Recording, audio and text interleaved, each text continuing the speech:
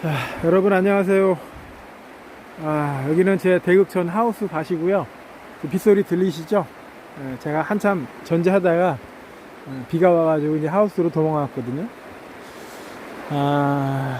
이 바쁜 철에 비가 와서 전지도 못하고 깨구리는 울어대고 두꺼비는 나왔다 소리 하는데 마음만 급하고 또 출장은 가야 되고 지금 환장할 것 같아요 지금. 자, 여러분 이제 묘목을 사서 이제 심어야 될 때가 이제 다가오는데, 묘목을 구입하실 때 여러분들이 다 아시겠지만은 혹시라도 제가 하는 이야기 중에 모르는 부분이 있다면은 그런 부분을 좀 알아가지고 농사를 지었으면 하는 마음에 방송을 하는 거고, 이 묘목을 샀을 때 이 나무가 이제 크는 습성이 있거든요. 직립으로 크느냐, 늘어지면서 개장성으로 크느냐, 반개장성으로 크느냐, 이런 나무에마다 다 습성이 있는데, 이거는 이제 대극천 얘는 반개장성이거든요. 가지가 이렇게 자라면서 이렇게 아래로 자꾸 이렇게 처지려고 하는 성질이 있어요. 요게 이제 개장성 나무인데 늘어진다고 그래가지고 이제 개장성 나무라고 하는데, 이 대극천은 반개장성인 것 같아요. 그러니까 묘목을 구입했을 때 내가 그 묘목이 직립으로 크는 직립성인지 반개장성인지 개장성인지를 알고 묘목을 이제 구입하셔야 되는 거고, 두 번째는 꽃가루가 있느냐 없느냐. 꽃가루가 있는지 없는지도 모르고 구입하시는 분들이 있어요.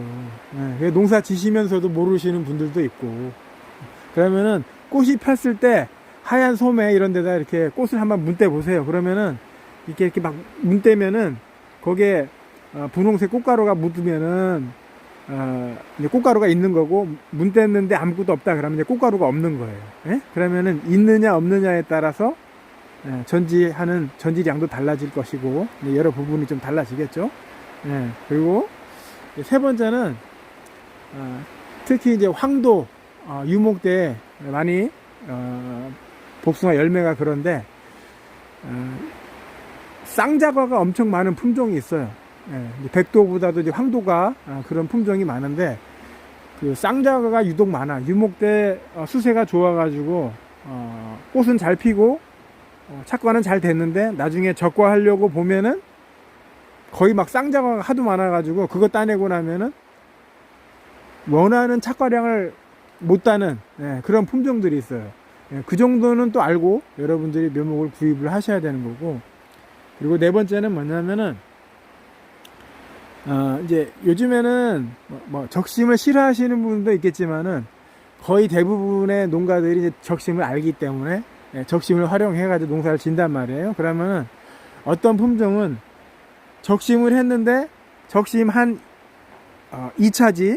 2차지에서 꽃이 붙는 품종이 있고 안 붙는 품종이 있거든요.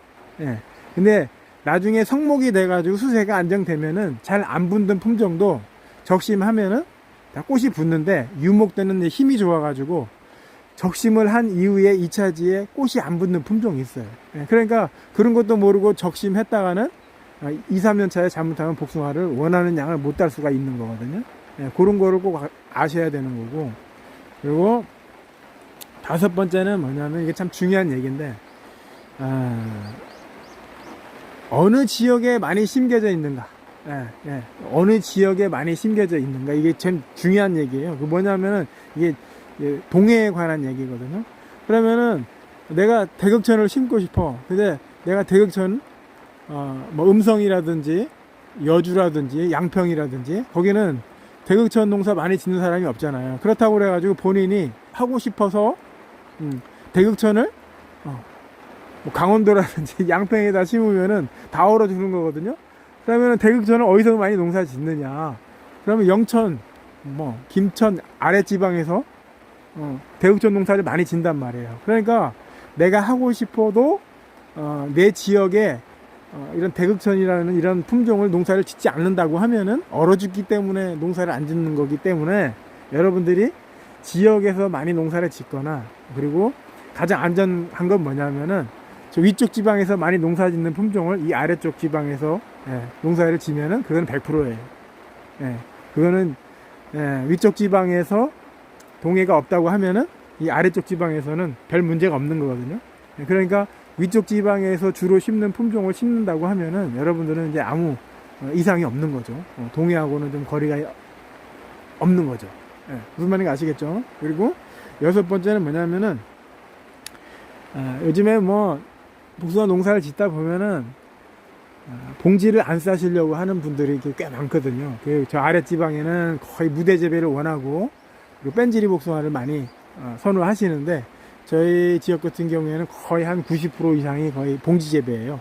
그렇다고 하면은 봉지 재배를 해도 되고 안 해도 되는 이 복숭아의 3차 비대기 때 비를 맞았을 때 이게 열과가 지는지 안 지는지 요 3차 비대기 들어왔는데 비를 맞았어. 열과가 진다. 그러면은 무조건 봉지를 싸야 되는 거예요. 근데 3차 비대기 들어와가지고 비가 맞았어. 근데 열과를 안 졌어. 그러면은 봉지는 안 싸도 되긴 되는데, 또 불리한 점이 뭐냐면은 비가 막 5일에서 일주일 막 계속 때리잖아요. 그러면 열과가 안 지더라도 그 표면에 빗방울이 계속 때리다 보면 거기가 이제 불어요. 불어가지고 거기에 탄저가 붙어가지고 망하는 경우가 많거든요. 그런 것 같은 경우에는 열과는 안 지지만은 기후에 따라서 이제 약간 도박성이 있는 거죠. 그러니까 웬만하면은 봉지를 싸시는 게 좋죠. 왜냐하면은 완전 도박성이다 보니까 열과는 안 지는데 비 맞아가지고 거기에 비가 계속 때리다 보면은 분단 말이죠. 그러면은 나중에 다 작년에 그랬죠. 대극천이 작년에 비가 많이 와가지고 수확기 때 거기가 불어가지고 다 망했거든요. 그렇다고 해서 대국천 노지 재배는 가능하거든요. 근데 비가 와가지고 망했다 이런 얘기예요. 그러니까 여러분들이 그런 점을 좀 참고했으면 좋겠고, 그리고 이제 일곱 번째는 뭐냐면은 아무리 좋은 품종도 이런 천공이라든지 이런 복숭아에 취약한 병이 천공에 약한 품종을 심으면은 나중에 후회하게 돼 있어요. 예를 들자면은 백천이라는 품종 있잖아요. 그거 딱딱하고 맛있고 크고 해서 백천 많이 심었는데 지금은 다 비는 추세거든요. 왜 그러냐? 천공 때문에 버티들 못하는 거거든요. 그리고 지금 또 탄저가 많이 발생했기 때문에 탄저도 버티들 못하고, 그러니까 탄저에 천공에 한 2년 망하면은 이 복숭아 꼬라지가 보기 싫은 거거든. 그러면 이제 밑에다 이제 톱대기 시작하는 거예요. 지금 추세가 그렇다 이런 얘기죠. 그래서 여덟 번째 뭐냐면은 여러분들 너무 앞서가려고 하면은 망하는 지름길이에요. 지금 막 귀농하시고 막 나무를 새로운 품종으로 이제 바꾸시려고 하는 분들이 있는데, 그런 분들이 너무 신품종에 몰두하다 보면은 나중에 되면은 5년 6년 되면은 망하는 사람들이 한둘이 아니거든요. 그래서 너무 앞서가려고 하지 말아라, 품종에 대해서. 지금까지 복숭아 농사 지면서 돈 벌어준 거는 저도 마찬가지지만은 저 같은 경우에는 마독가하고 양홍장 밖에 없어요. 다른 품종은 저도 품종을 많지도 않지만은 그런 과거에서부터 한 10여 년 이상 농사 지어온 그런 품종 말고는 나한테 돈을 벌어주지 않더라. 그러니까 여러분들 그 점을 꼭 생각하셔가지고 너무 앞서가려고 품종을 구입하셔가지고 심으면은 망하는 지름길이니까 한 발짝 뒤로 멈춰가지고 넘들이 하는 거라든지 정확한 데이터가 나왔을 때 심었을 때 그때 심어도 늦지 않으니까 조금 마음의 여유를 가지고 심으셨으면 하는 마음이에요. 아시겠죠? 네, 감사합니다.